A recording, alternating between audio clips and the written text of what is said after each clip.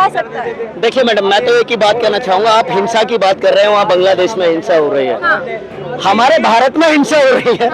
हमारे भारत में आप बांग्लादेश के युवाओं की बात कर रहे हो, वहाँ युवा फांसी खा रहे हैं, वहाँ युवा फांसी खा रहे हैं और वहाँ युवाओं के साथ अत्याचार हो रहा है। मुझे लगता है प्रधानमंत्री नरेंद्र मोदी जी को इससे सबक लेना चाहिए, कहीं ऐसे हालात इस देश के अंदर ना बन जाए। सर यही सवाल अभी तो बीजेपी के पास इतना बहुमत भी नहीं है, उनके पास तो पूर्ण बहुमत था। ये तो बैसाखियों के सारे सरकार है, कहीं इनकी हालत खस्ता ना हो जाए। इसलिए मोदी जी, मैं तो एक ही बात कहना चाहूंगा, इस देश के अंदर युवाओं के खिलाफ, महिलाओं के खिलाफ, इस देश के अन्नदाता के खिलाफ आतंकवादी बोलना और उनको घुसपैठिया बोलना इस देश के अंदर बंद कर दीजिए। पहले हिंदुओं को शरण कौन दे रहा था? हिंदुओं के हितैषी थे ना मोदी जी।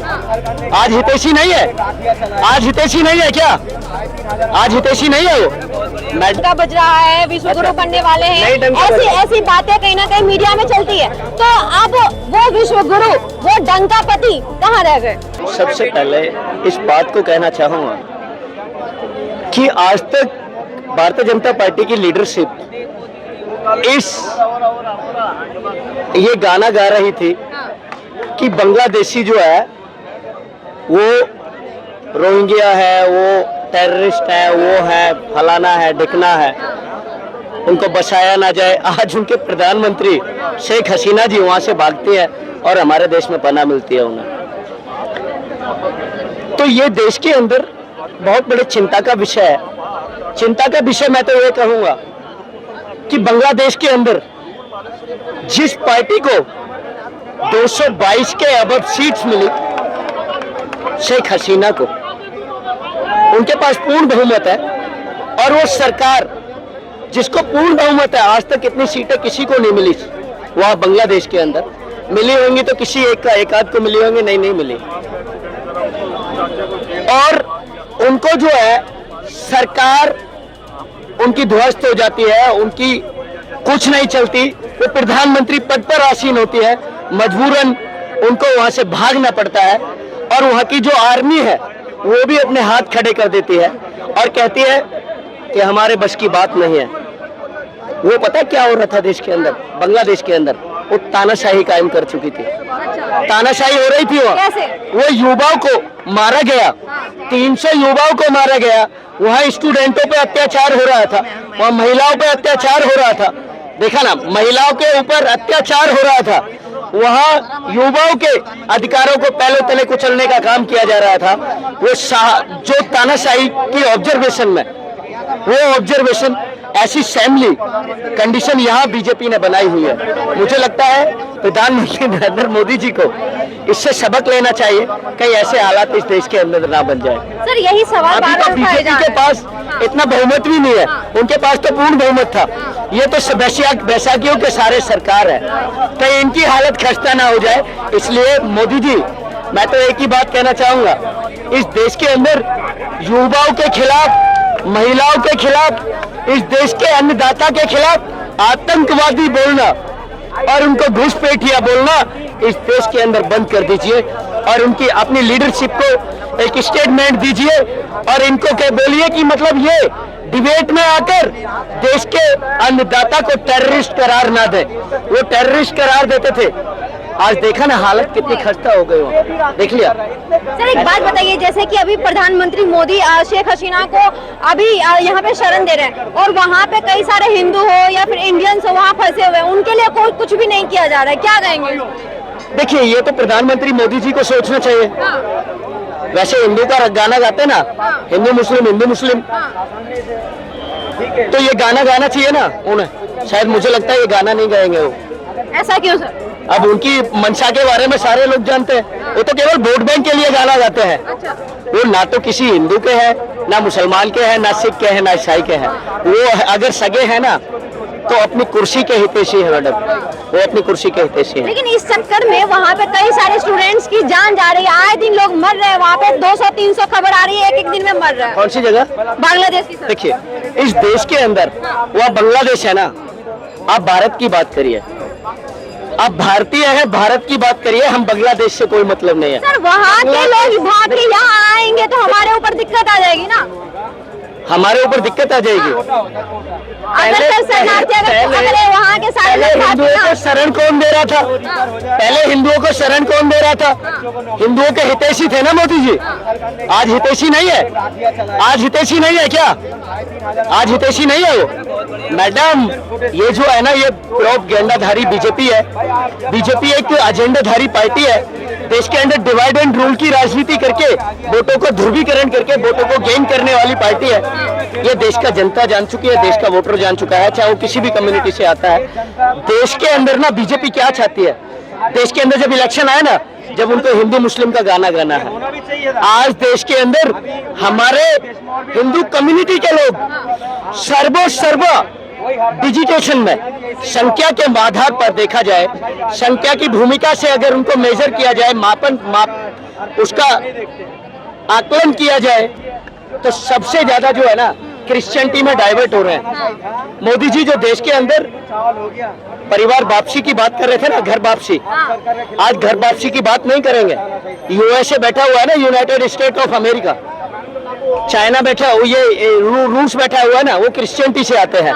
आज गाना नहीं गाएंगे कि क्रिश्चियनिटी में क्यों डाइवर्ट हो रहे, आज ईसाई क्यों बन रहे हैं लोग, आज हिंदू लोग। मैडम दिखाना इसको, दिखाते नहीं हो आप, शॉर्ट तो डालते हो मेरे, लेकिन फुल वीडियो डालना। फुल वीडियो नहीं देखी मैंने आपके चैनल पर, शॉर्ट्स डालते हो, पूरा वीडियो इस वीडियो को डालना। और जितना मैंने विवरण दिया है, जितनी मैंने स्टेटमेंट दी है, फुली स्टेटमेंट होनी चाहिए। जब भी आप एक बात जैसे कि इन्होंने कहा कि सो जिस तरह से अब मोदी जी हमेशा हिंदू मुस्लिम का राग रखते हैं, लेकिन अगर बात अभी हिंदू की रक्षा की हो तो वहाँ पे 1 करोड़ जनता की बात हो बांग्लादेश में, तो वहाँ भी एक ट्वीट भी नहीं आता उनका।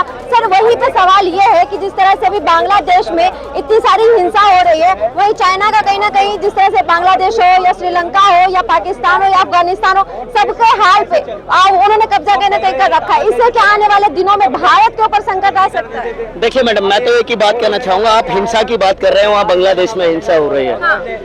हमारे भारत में हिंसा हो रही है। हमारे भारत में आप बांग्लादेश के युवाओं की बात कर रहे हो, वहाँ युवा फांसी खा रहे हैं, वहाँ युवा फांसी खा रहे हैं, और वहाँ युवाओं के साथ अत्याचार हो रहा है, वहाँ महिला बहन बेटियों के साथ अत्याचार हो रहा है। या हमारे भारत के अंदर देख लो, भारत के अंदर युवा फांसी नहीं खा रहे, शायद युवा फांसी खा रहा है, महिलाओं के ऊपर अत्याचार हो रहा है, किसान को, अन्नदाता को टेररिस्ट करार दिया जा रहा है। यही हालत बांग्लादेश के अंदर तानाशाही में थे, यही तानाशाही देश के अंदर बीजेपी सरकार कर रही है ना। इसको समझना चाहिए, ये तानाशाही देश के अंदर नहीं चलेगी। जैसे हालात शेख हसीना जी के हुए हैं, तो प्रधानमंत्री मोदी जी के हालात ऐसे ना हो। एक बात बताइए, पूरी दुनिया में मोदी जी का डंका बज रहा है, विश्व गुरु बनने वाले हैं, ऐसी बातें कहीं ना कहीं मीडिया में चलती है, तो अब वो विश्व गुरु, वो डंकापति कहाँ रह गए? देखिए मैडम, डंका किसे बोलते हैं? डंका तो बजता तो 400 पार आती। डंका अगर बजता, पहले देश में बजता, पहले घर में बजता है ना डंका, उसके बाद पड़ोसियों में डंके की आवाज सुनाई देती है। जब तो सुनाई देता है ना। पहले घर के अंदर डंका बजता है, डंके का वॉइस पहले कहाँ सुनाई देता है? घर के अंदर, घर की 4 दीवारियों के अंदर। उसके बाद वो डंके का शोर कहाँ सुनाई देता है? गली के अंदर, पड़ोसी को सुनाई देता है। और ज्यादा लाउड स्पीकर होता है तो पड़ोसी गलियों को सुनाई देता है। आज वो डंका बजता है ना मैडम, तो 400 पार का नारा दे रहे थे ना, 400 पार आती।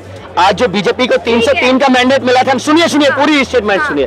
303 का मैंडेट 2019 के अंदर जो मिला था, 303 का बीजेपी को खुद के पूर्ण बहुमत मिला था, आज वो 240 पे स्टॉपेड हुआ। ये डंका नहीं बज रहा, ये देश के अंदर गुंडागर्दी का डंका बज रहा है, तानाशाही का डंका बज रहा है कि बीजेपी तानाशाही करती है, इसलिए उसकी औकात याद दिलाई, बीजेपी की लीडरशिप की औकात याद दिलाई, इसलिए उसको 400 पार के नारे को ध्वस्त करके 303 को डिक्रीज करके 240 पे उसका रथ रोकने का काम। बताइए, नया पार्लियामेंट बना जब, तब अखंड भारत का वो चित्र लगाया गया, फोटो लगाया गया, ये कह के कि अब अखंड भारत का सपना देख रही है, अब भारत देश पूरा इसका सपना देख रहा है अखंड भारत का। अब जब मौका है अखंड भारत बनाने का, बांग्लादेश में इतनी सारी चीजें हो रही है, तब वहाँ पे शरण दिया जा रहा है, मोदी जी के साइड से कुछ नहीं किया जा रहा है, एक ट्वीट तक नहीं जा रहा है, क्या कहेंगे?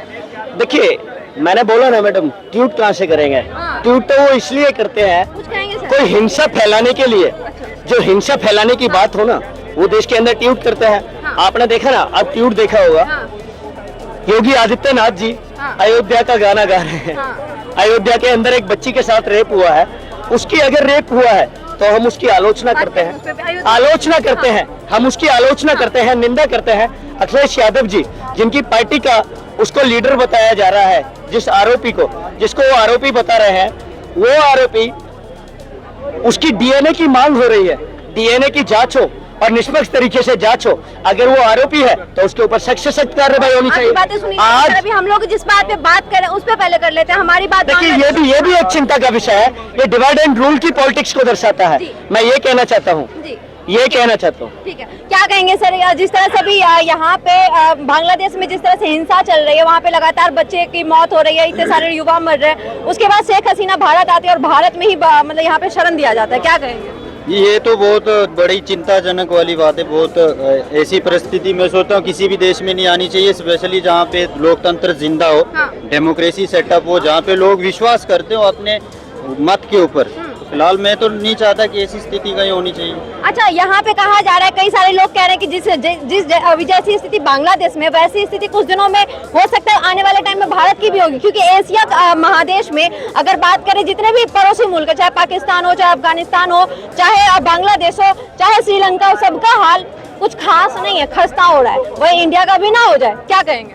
कौन बोल रहा है ऐसे इंडिया का भी हाल हो जाएगा? सर, बहुत सारे लोग ऐसे कह रहे हैं। अच्छा, आपको अगर लगता है कि ऐसा नहीं है तो क्यों लग रहा है? क्योंकि अभी जिस तरह से महंगाई बढ़ रही है, जिस तरह से अभी सब पड़ोसी मुल्क का हाल हो रहा है, उसको लेके क्या कहेंगे? देखिए, ये जो भी लोग हैं ना सोशल मीडिया पे, मैं तो सबको कहूँगा कि फिलहाल सोशल मीडिया की सारी खबरें सच नहीं होती है, कुछ अफवाहें भी चलती हैं और उन पे ऊपर विश्वास भी नहीं करना चाहिए।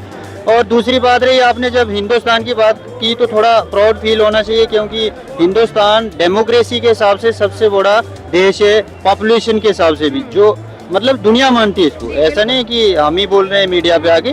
और यहाँ पे ऐसे गृह युद्ध जैसे हालात पैदा हो, फिलहाल हमारी थिंकिंग से बाहर है।